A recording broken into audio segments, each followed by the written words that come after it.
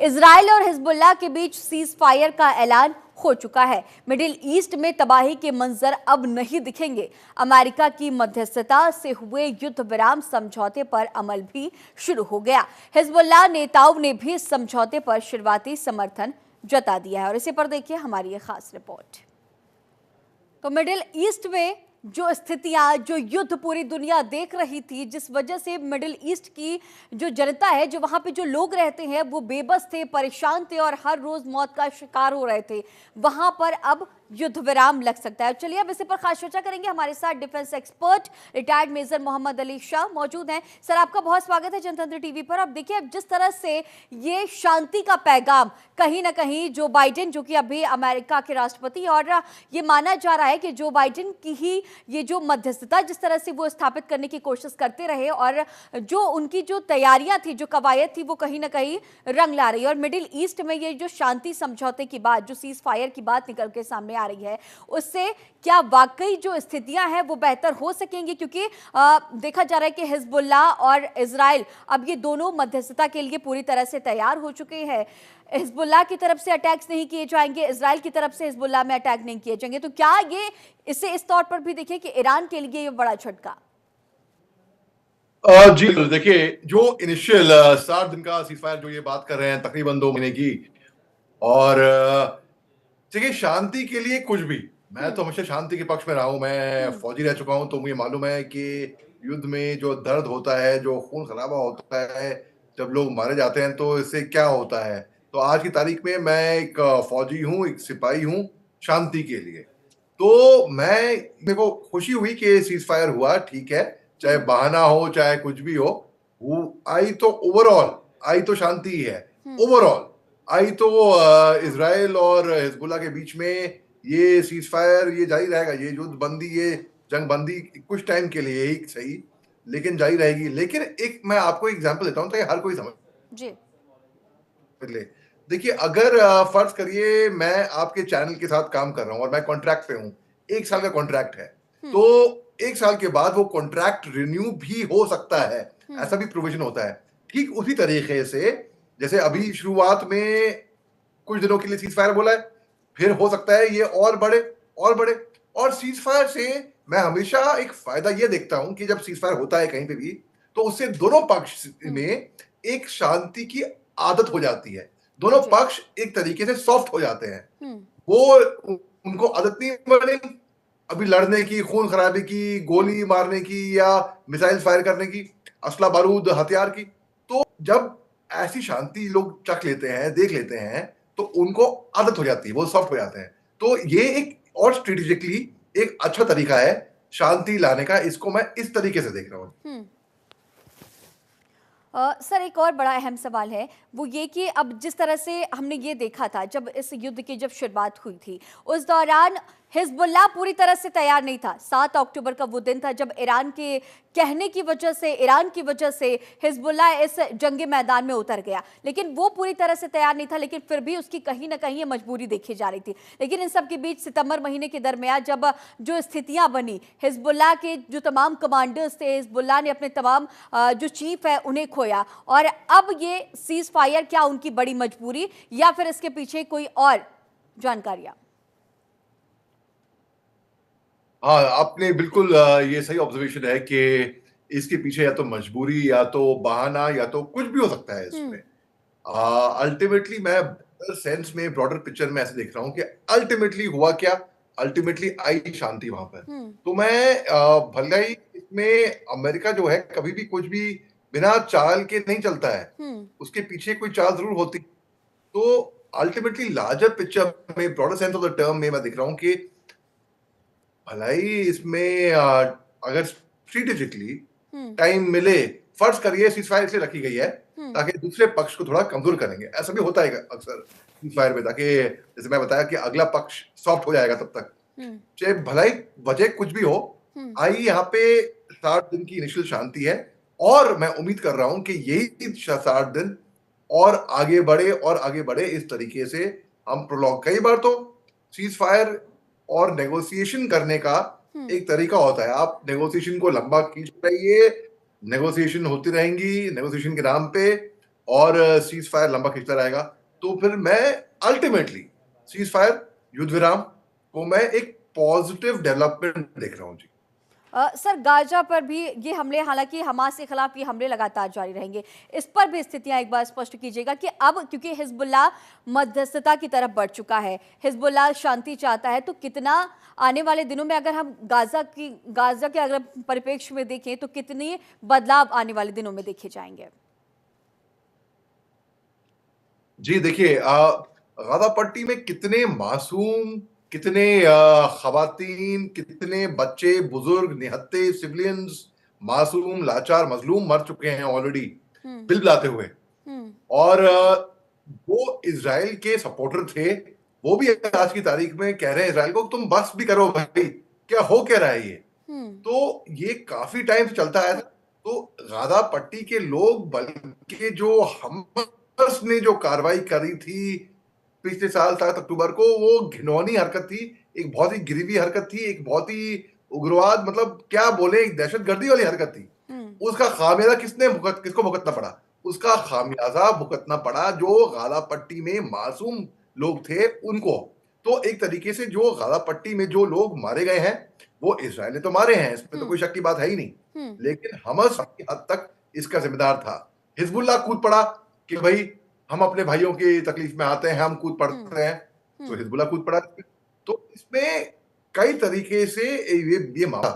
और अगर Joe Biden साहब अभी फिलहाल, जैसे कि 60 दिन का सीज फायर बताया है, और अगर ये इसको अभी नहीं रोकते तो हम्म। ये जंग और लंबा खींचा जा रहा था। वैसे ही बुरा हाल है रूस और यूक्रेन की युद्ध में। रूस ने ऑलरेडी धमकी दे रखी है यूके, यूएस, फ्रांस को, कि जो देश यूक्रेन की मदद कर रहे हैं असला हम्म। बारूद सप्लाई करके, हम्म। उनको पूरा हक बनता है रूस को कि वो पलट के उनपे वार करें। तो वैसे ऑलरेडी एक धमकी है उनके ऊपर।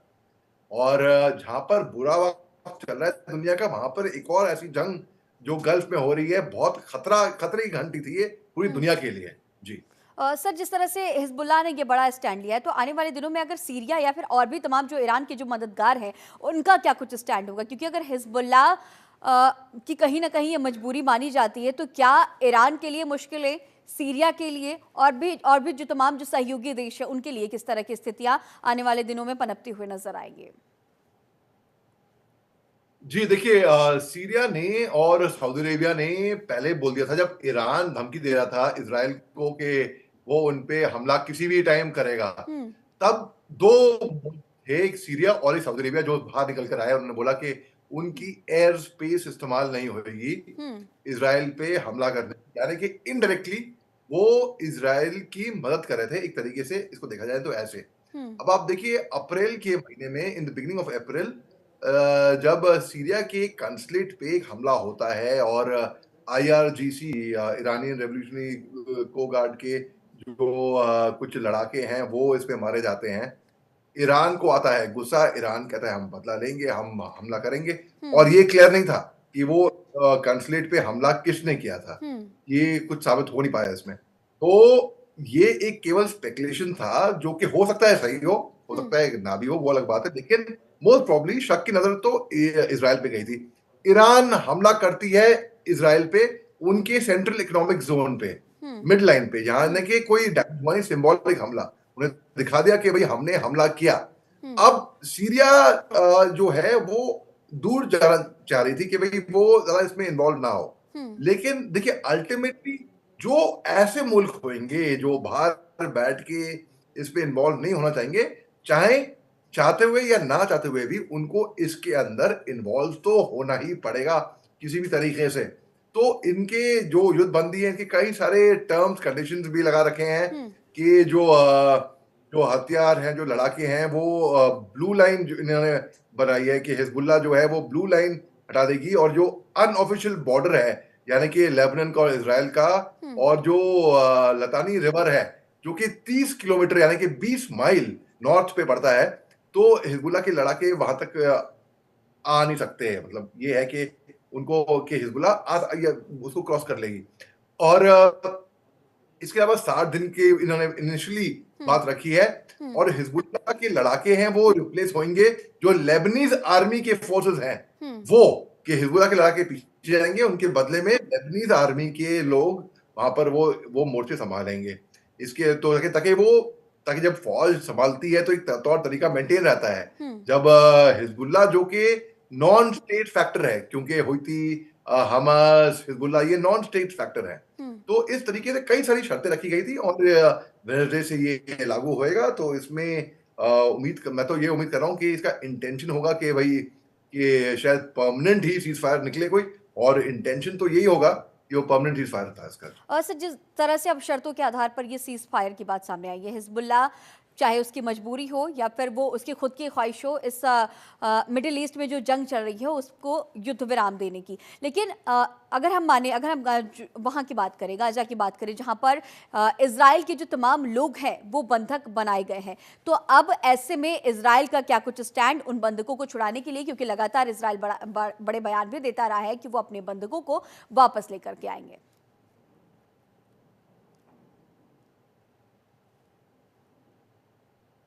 जी देखिए, मेरा ऐसा मानना है कि हमास को सबसे पहले तो बंधक रिहा कर देने ही चाहिए थे पहले, हम्म। और अभी भी मेरा ये स्टैंड रहेगा कि बंधकों को सबसे पहले वो रिहा करे। उनके हम्म। पास चारा क्या है? हम्म। अगर वो बंधक रिहा नहीं करता है तो इजराइल कमांडो एक्शन करके कैसे भी करके अपने बंदों को, अपने लोगों को, अपने बंधकों को रिहा करवा देगी। वैसे भी अमेरिकन कमांडोज इसके अंदर कूद चुके थे, और अगर वो रिहा करते हैं तो एक तरीके से उनके पास, उनको लगता है कि अगर हम रिहा कर दें तो हम्म। उनको ब्लैकमेल करने के लिए, उनके खिलाफ एक रैंसम रखने के लिए कुछ होगा नहीं, उनके पास चारा हम्म। नहीं बचेगा। हम्म। तो अच्छा है ना बचे कोई बात नहीं, लेकिन एक चांस लेके देख सकते हैं वो। मेरा ऐसा मानना है कि उनको सबसे पहले तो बंधकों को की रिहाई जी। इजराइल की पहली प्रायोरिटी होनी चाहिए। हम्म। लेकिन नेतन्याहू कहीं ना कहीं वो भूल चुके, कहीं ना कहीं वो भूल गए कि बंधक भी वहां से रिहा करने हैं, बंधक भी वहां से ले जाने हैं, और इसी की वजह से इजराइल के अंदर बहुत से प्रोटेस्ट हुए थे। अब अगर 7 अक्टूबर की घटना नहीं होती तो नेतन्याहू आज वहां पर कुर्सी पे बैठे होते ही हम्म। नहीं। हम्म। तो एक तरीके से उनके लिए ब्लेसिंग इन डिस्गाइज हुई है हम्म। ये कुर्सी। तो इससे बेहतर कोई बात ही नहीं हो सकती है। मिर्जा साहब, जिस तरह से सीज फायर की बातें सामने आ चुकी हैं, शर्तों के आधार पर सीज फायर हो रहा है और दोनों ही, सभी को शर्तें माननी होंगी, चाहे वो हिजबुल्लाह हो चाहे वो इजराइल हो। लेकिन इन सब के बीच जो विदेशी जो मीडियाज़ हैं, तमाम ये खबरें भी, ये जानकारियां भी खबर छन के सामने आ रही हैं कि ये सिर्फ एक कहीं ना कहीं ये बहाना भी हो सकता है ताकि हम हथियार जुटा लें और एक बार फिर से इसी तरह के अटैक्स, इसी तरह के हमले किए जाए। तो क्या इस तरह की भी जानकारियां?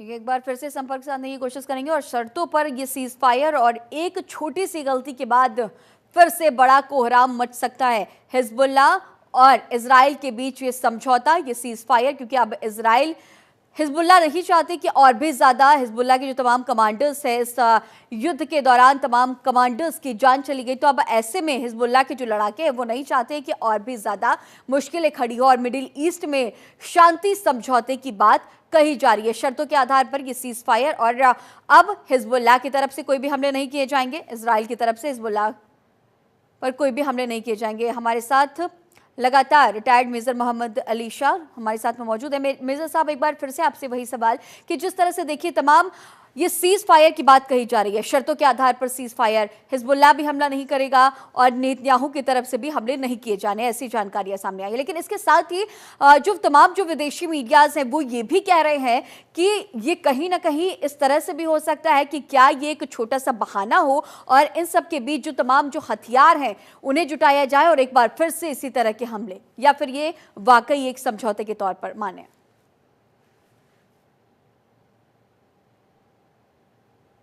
जी बिल्कुल अच्छा सवाल है आपका। देखिए, प्रेसिडेंट जो बाइडेन साहब ने ये बताया था वहां पर, हम्म। ये ऐलान किया था कि जो अग्रीमेंट है सीज फायर का, जो हम्म। युद्धबंदी की बात हुई है, इसका डिजाइन था कि परमानेंट एक फॉर एवर सोल्यूशन निकले और एक परमानेंट सीज फायर निकले। हम्म। जो टर्म्स एंड कंडीशन बताए थे कि हिजबुल्लाह ब्लू लाइन तक को पार नहीं करेगा। ब्लू लाइन जो कि इमेजिनरी लाइन है, इसराइल और लेबनान के बीच में, तो उस ब्लू लाइन को लेबनान की आर्मी, हिजबुल्लाह के उनके हथियार वहां पर आएंगे, Lebanon army proper type organise वहां पर करेगी, और ये 60 दिन का होएगा इनिशियली इस तरीके से, तो ताकि दोनों तौर पे जो सिविलियंस हैं वो अपने घर लौट सकें, अपनी बस्तियों पे आ सकें, वहां पे सेटल हो सकें वापस। तो इसको मैं ऐसे देख रहा हूँ कि इट्स अ गुड स्टेप, जी हाँ, नो डाउट, मगर इसको मैं ऐसे देख रहा हूँ कि इसके पीछे भी हो सकता है कि कुछ एक बात हो अमेरिका की जो हमको अभी ना दिखे, जी। क्योंकि अगर ऐसी बात थी तो बहुत पहले लोग, इतने लोग मर गए तो पहले सीज फायर कर देते।